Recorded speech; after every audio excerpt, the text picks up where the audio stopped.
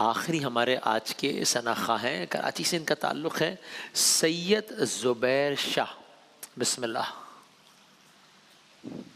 नेमतें बाँटता जिस समत वो ज़ीशान गया,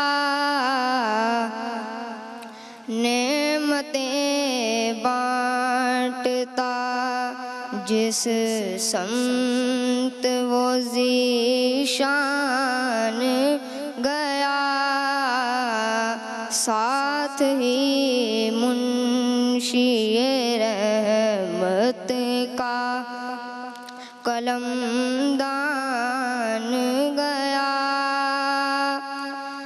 ले खबर जल्द के गैरों की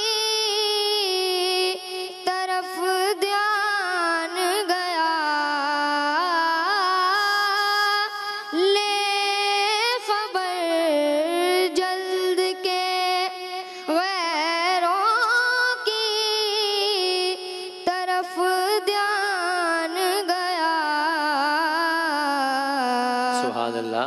मेरे मौला मेरे आका तेरे कुर्बान गया, नेमतें बाँटता। जज़ाकल्लाह, बहुत शुक्रिया, बहुत नवाजिश।